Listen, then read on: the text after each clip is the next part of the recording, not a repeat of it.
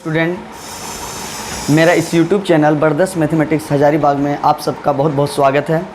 आज हम लोग स्टार्ट करने जा रहे हैं छोटा सा टॉपिक क्रेमर्स रूल, जो 8.2 में यही पढ़ना है। लेकिन बात यह है कि एग्ज़ाम में नहीं पूछता है, लेकिन हाँ नॉलेज के लिए आपको आना चाहिए कि क्रेमर्स रूल है क्या।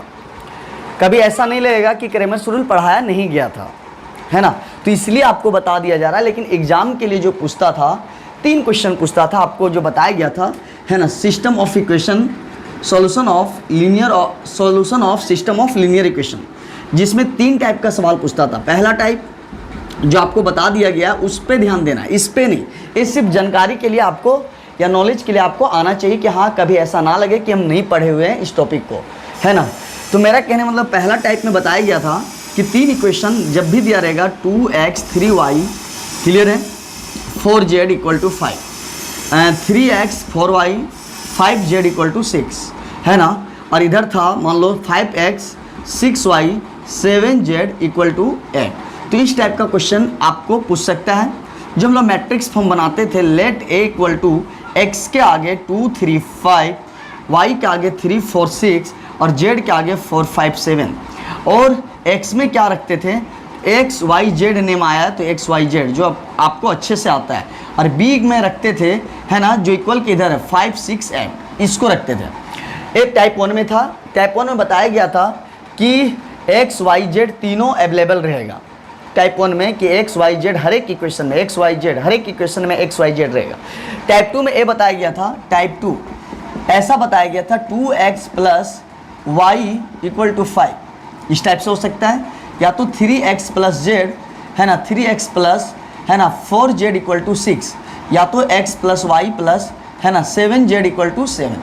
तो इसमें क्या था, लेट टाइप 2 में ए आपको डिफरेंस बताया गया था, x के पहले 2, x के पहले 3, x के पहले 1, लेकिन यहाँ पे y के पहले 1, है ना, यहाँ y नहीं है तो y नहीं है तो बोले थे 0 रख देना, यहाँ y है तो यहाँ 1, और जहाँ यहाँ पे अब देखिए z नहीं है तो 0, z के पहले 4 और z के पहले 7।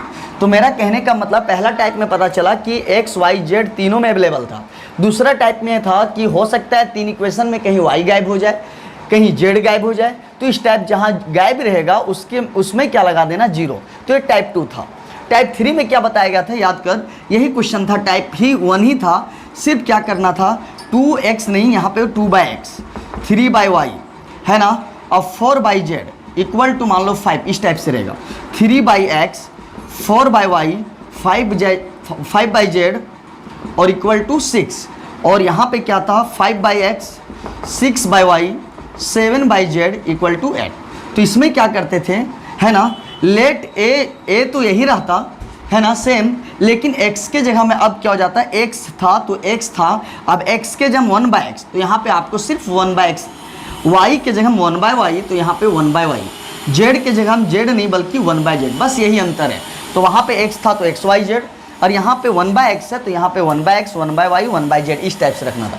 तो यही तीनों टाइप में आपको पूछा जाएगा, है ना। एग्जाम के व्यू से अगर देखें तो हम लोग का, है ना, जो क्वेश्चन पूछता है वो क्लियर हो चुका है।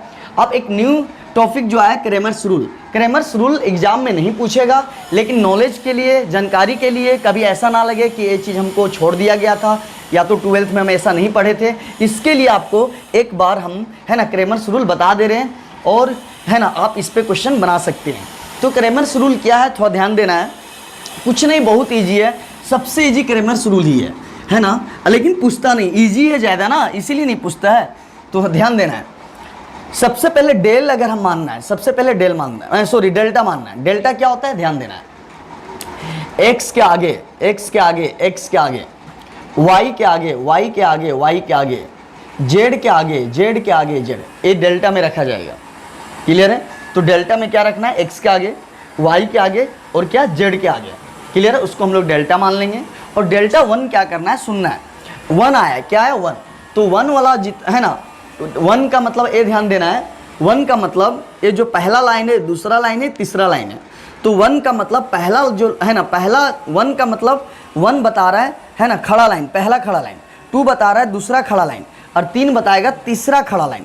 तो पहला खड़ा लाइन में, है ना, अगर 1 लिखेगा, ध्यान से सुनना है, अगर 1 लिखा है तो समझ जाना पहला खड़ा लाइन को हटा देना है और उसके जगह में D1 D2 D3 भर देना है। क्लियर है? जैसे डेल टू तो अब नाम किसका आ रहा है? दूसरा खड़ा लाइन, तो दूसरा खड़ा लाइन में D1 D2 D3 चला जाएगा। जैसे यहाँ पे 1 बोला तो 1 में A1 A2 A3 हट जाएगा। 1 वाला मतलब 1 को हटा देना है और उसके जगह क्या भर देना है? D1 D2 D3। अगर 2 बोलेगा तो 2 में कौन है?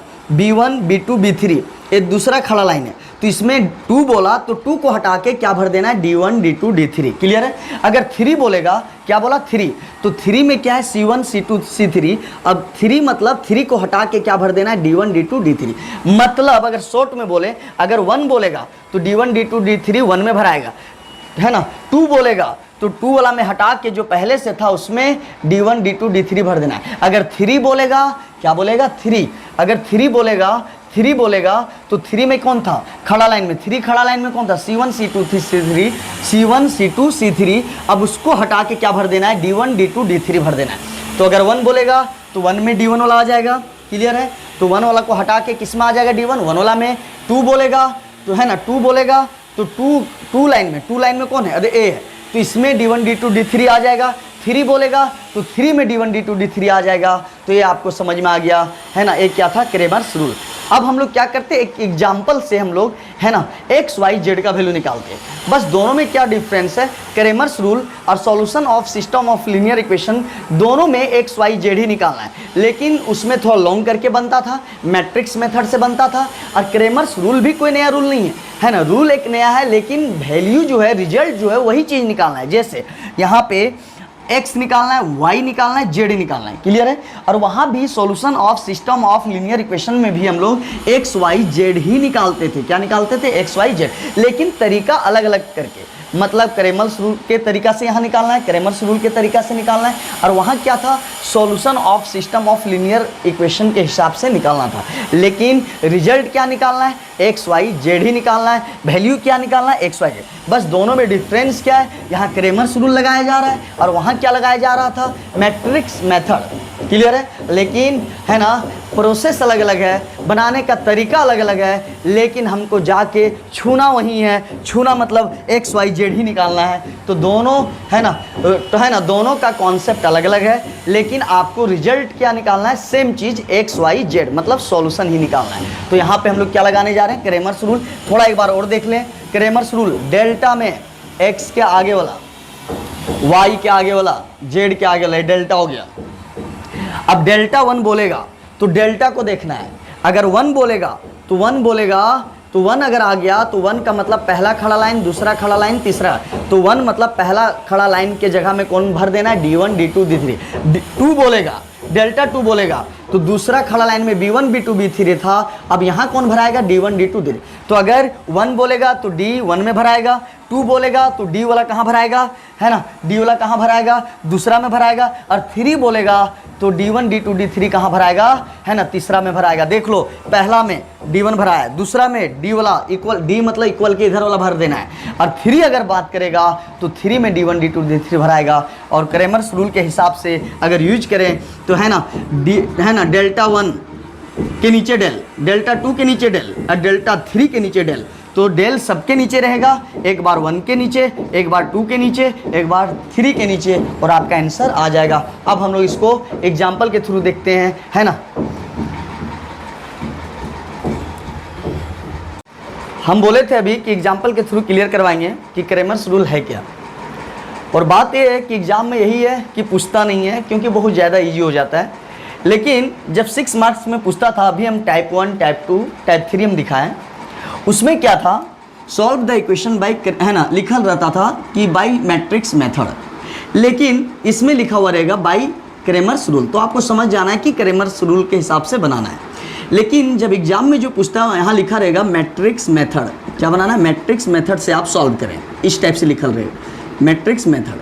तो वहाँ जो बोलेगा वो लिखना है, लेकिन बात है कि यही पूछेगा मैट्रिक्स मेथड। ए पूछता नहीं है। क्लियर है? और ए एग्जाम के व्यू से इंपॉर्टेंट भी नहीं है, क्योंकि थोड़ा इजी हो जाता है, और 6 मार्क्स में इतना इजी तो नहीं पूछ सकता है। तो इसीलिए हम आपको, है ना, इसके बारे में थोड़ा जानकारी दे रहे हैं कि क्रेमर्स रूल है क्या और सॉल्यूशन एक्स वाई जेड कैसे निकालते हैं। चाहे मैट्रिक्स मेथड से निकालो, चाहे क्रेमर्स रूल से निकालो, लेकिन एक्स वाई जेड ही निकलता है, बस तरीका अलग अलग है। हाँ, सुनना है सबसे पहले बोले थे यहाँ 3 काम होता है, एक delta, delta 1, delta 2, delta 3, sorry 4 चीज़ का बात होता है ना। क्रेमर्स रूल में ये बात याद रखना, डेल्टा, डेल्टा 1, डेल्टा 2, डेल्टा 3। चलो डेल्टा का अगर हम बात करें, डेल्टा में होता क्या है, x के पहले 2, x के पहले 1, x के पहले 1, x वाला भरो, y के पहले कुछ नहीं तो 1 है, और 1 मतलब 1 नहीं लिखा जाता है साइन के साथ, -1, 1 है तो +1 है, 1 है तो क्या है, -1 है। और z के पहले 3, z के पहले 1, z के पहले 1, ए हुआ। तो x के पहले, y के पहले और z के पहले को हम लोग बोलते हैं डेल्टा। क्लियर है। डेल्टा 1 के लिए आपको बताया गया था, अगर 1 बोलेगा तो 1 का मतलब होता है 3 खड़ा लाइन होता है। तो अगर 1 बोलता है, अगर 1 2 3 तो ए हो गया 1 2 3, पहला खड़ा लाइन, दूसरा खड़ा लाइन, तीसरा। तो यहाँ पे 3 खड़ा लाइन, 1 2 3। अगर 1 बोलेगा तो 1 का मतलब है, ये बोल रहा है कि 1 को चेंज करो। 1 बोला मतलब 1 को चेंज करना है। तो 1 का मतलब पहला खड़ा लाइन। अब पहला खड़ा लाइन में 2 1 1 जो दिख रहा था, उसके जगह में 1 जब बोलेगा तो इधर वाला भर देना, 962, 962। ये मेरा डेल्टा 1 बन जाएगा। बाकी है ना 2 3 जैसा था वैसे ही रहेगा, 2 3 जैसा था वैसे ही रहेगा, मतलब सेकंड और थर्ड खड़ा लाइन वैसे ही रहेगा। अगर 1 का बात करेगा तो 1 वाला लाइन में 2 1 1 जो था उसमें 962 भरना है, मतलब सबको रिप्लेस करना है इस मेंबर से। अगर 1 बोलेगा तो 1 वाला हटा के इसको भर देना है। 2 बोलेगा तो 2 देख लो, 2 में क्या है, ए मेरा है -1 1 -1, तो इसके जगह हम क्या भरा जाएगा, 962, 962। बाकी ए और ए देख लो सेम होगा। अगर 3 बोलेगा तो 3 वाला कौन है, 3 मतलब तीसरा खड़ा लाइन, तो तीसरा खड़ा लाइन में कौन है, 3 1 1। अब इसका जगह में क्या भर देना, 962। तो तीसरा बोलेगा तो तीसरा में भराएगा 962। बस यही है डेल्टा 1, डेल्टा 2, डेल्टा 3। क्लियर है। अगर इतना तक आपको समझ में आ गया तो आपको कहीं दिक्कत होने वाला नहीं है। अरे यार एकदम ईजी है। अगर डेल्टा 1 बोलेगा, 1 बोला तो 1 में इक्वल के इधर 1 बोला तो 1 में भर देना। जैसे 1 क्या था, 2 1 1, तो 1 बोला तो 2 1 1 को हटा के क्या भर देना, इधर वाला। क्लियर है। तो हमेशा यही भराएगा, 1 बोलेगा तो 1 में भर देना। अगर 2 बोलेगा तो अब 2 वाला लाइन को हटा के जो पहले से 2 था उसको हटा के 962 भर देना है। अगर 3 बोलेगा तो 3 में पहले था 3 1 1, इसको हटा के 962। तो मतलब 1 में इसको भरना है, 1 मतलब पहला में भरेगा, 2 बोलेगा तो दूसरा में भरना, और 3 बोलेगा तो तीसरा में भर देना। जो पहले से था उसको हटा के 1 बोलेगा तो 1 वाला में भर देना। देखो 962 1 में भरा गया। तो पहले था इस टाइप से, अब देखो 962 दिखने लगा। तो 1 बोलेगा तो 1 में 962 भरना। इक्वल के इधर जो खेल है वो इक्वल के इधर का खेल है। तो 1 बोलेगा तो 1 लाइन में भर देना। 2 बोलेगा तो 962 2 में भराएगा। देख लो 2 में भरा है। पहले कहाँ था, 1 में 962 था। दूसरा बोला तो दूसरा में भर देना है, और तीसरा बोला तो वही 962 जो पहले था दूसरा में आया तीसरा में आ जाएगा। लेकिन हाँ, अगर आप 1 में भरोगे तो 1 वाला को खाली कर देना, जो पहले था जैसे 2 1 1 था उसको खाली करके भराएगा, बाकी वैसे ही रहेगा। 2 बोलेगा तो 2 में भरना है 962, बाकी 1 और 3 जैसा था वैसे ही। देख लो अगर तीसरा बोलेगा, क्या बोलेगा, तीसरा, तो तीसरा में है ना ए दोनों सेम रहेगा, तीसरा वाला में जगह चेंज करके 962। तो 1 बोलेगा तो 962 1 में आएगा पहला खड़ा लाइन, दूसरा बोलेगा तो दूसरा खड़ा लाइन में 962 आएगा, और तीसरा बोलेगा तो तीसरा में है ना तीसरा खड़ा लाइन में 962 आएगा। तो इक्वल के इधर एक बार 1 में भरना है, इक्वल के इधर वाला को एक बार दूसरा लाइन में भरना है, और तीसरा है ना तीसरा लाइन में किसको भरना है, 962। बस कुछ नहीं। अब इसके बाद क्या करना है, अब आपको पता है 3 रो 3 कॉलम को कैसे सॉल्व करते हैं। ध्यान देना है, प्लस माइनस प्लस, तो +2, तो +2 के सीधा में डिलीट हो गया, तो 1 -1 1 1 ए बचा। माइनस और माइनस तो क्या हो जाएगा, रिजल्ट +1। तो जब आप 2 लिखें तो कट करके फिर लिखना है। अगर -1 लिखें तो 1 के सीधा में कट करके 1 1 1 1 ए लिखना है। अगर 3 लिखें तो 3 के सीधा में कट करके 3 के सीधा में प्लस साइन बना दो, तो 1 1 1 -1 ए हो गया। अब आप इसको सॉल्व कर लो, है ना। आप सॉल्व करेंगे एक साथ। +9 है तो +9 लिखा, 9 के सीधा में कट करो तो 1 -1 1 1 ए हो जाएगा। तो माइनस माइनस क्या हो जाएगा, +1। तो 9 लिखा तो कट करना है, अगर 1 लिखा माइनस माइनस +1 लिखा तो दन के इसके अंदर कट करना है, और 6 2 1 1 लिखना है। +3 लिखा तो इसके सीधा में कट करके ए चीज़ बचा। उसी तरह +2 लिखा तो 2 के सीधा में कट होगा 6 2 1 1। अगर -9 ले रहे हो तो -9 तो लिखना है, इसको कट करके जो बचेगा वो भी लिखना है। 3 अगर लिख दिया है तो 3 के सीधा में 2 चीज़, जिसको लिख रहा है उसको कट करके भी लिखना है। अगर +2 लिख रहे हो तो +2 के सीधा में कट करके ये चीज़ बचेगा। देख लो, अगर माइनस माइनस +1 हो गया तो ए 1 को लिख लिया है तो 1 के सीधा में कट करना है तो ये चीज़ बचेगा। अगर 9 लिखा है, अब 9 के सीधा में कट करो। क्लियर है? आपको पता है कैसे सॉल्व करते हैं। इधर से 1 और इधर से -1, तो हम 1 लिखें और इधर से -1, तो जब भी इधर से लेते हैं तो एक माइनस याद रखना अपने से लेते हैं, इसलिए माइनस माइनस क्या हो जाएगा प्लस। 1 और इधर से 1, लेकिन इधर से जब लेगा तो बीच में माइनस है ना, बीच में हमेशा एक एक्स्ट्रा माइनस होगा। और इधर 3 लिखा तो इधर से -1 और इधर से जब भी लेगा तो 1 आ रहा है -1, तो आप देख लो, तो 2 और 2 4, ये 0 हो जाएगा और -2 और 3 ये 6, रिजल्ट -2 आ गया। अब इधर से 1 और इधर से माइनस और इधर से माइनस आ रहा है और अपने से एक माइनस लेंगे तो +1, 6 और इधर से क्या करेंगे माइनस लेंगे तो 6 - 2 और इधर से -6 और इधर से जब भी लेंगे तो -2। आप देख लो 9 दूनी 18, ये 2 आएगा, 6 में 2 जाएगा -4 और 6 2 कितना हो गया -8 और 8 या 24। आप रिजल्ट देखो 18 4 22, 24 में 22 जाएगा तो -2। उसी तरह 6 का है 6 -2, 1 1 है 1 -1, 2 1 है 2 -6, तो देख लो रिजल्ट 6 में 2 जाएगा 4, 4 दूनी 8, ये 0 हो जाएगा, 1 में 1 0 हो जाएगा। ओवरऑल 6 में 2 जाएगा -4, 4 तिया 12, तो 12 में 8 जाएगा -4। तो ये देख लो 2, ठीक है, और इधर से माइनस और एक माइनस अपने से प्लस, 2 -6 -1 -1, तो 6 2 8, 8 दूनी 16, 6 में 2 जाएगा -4 और -2 9 18। अब आपको पता है कि है ना Δ1 Δ2 Δ3 भी निकल गया, और Δ1 Δ2 और Δ3 भी निकल गया। अब हम लोग x बाय क्रेमर्स रूल क्या बोलता है कि है ना, अगर Δ1 लिखें, Δ2 लिखें, Δ3 लिखें तो सबके नीचे कॉमन क्या है, डेल्टा ही कॉमन है, मतलब सबके लिए डेल्टा कॉमन है क्योंकि तीनों डिफरेंट है, यही ना सेम है, तो सबके नीचे डेल्टा कर देना, सबके नीचे डेल्टा कर देना, सबके नीचे डेल्टा कर देना, है ना। 1 के नीचे डेल्टा, 2 के नीचे डेल्टा, है ना, 3 के नीचे डेल्टा, तो Δ1 का वैल्यू कितना आया -2, Δ2 कितना है -4, है ना। Δ1 देखो इधर, Δ1 कितना आया -2, Δ2 -4, Δ3 -6। अब सबके नीचे क्या भरना है डेल्टा, तो डेल्टा कितना आया -2 तो एक कट जाएगा 1, 2 दूनी 4 और 2 तिया 6, तो x का वैल्यू 1, y का वैल्यू 2, z का वैल्यू 3। तो इस तरह आपका क्रेमर्स रूल बन जाएगा। तो है ना, एक बार हम है ना रिपीट कर रहे हैं अगेन, क्या डेल्टा का मतलब x के आगे, y के आगे, z के आगे।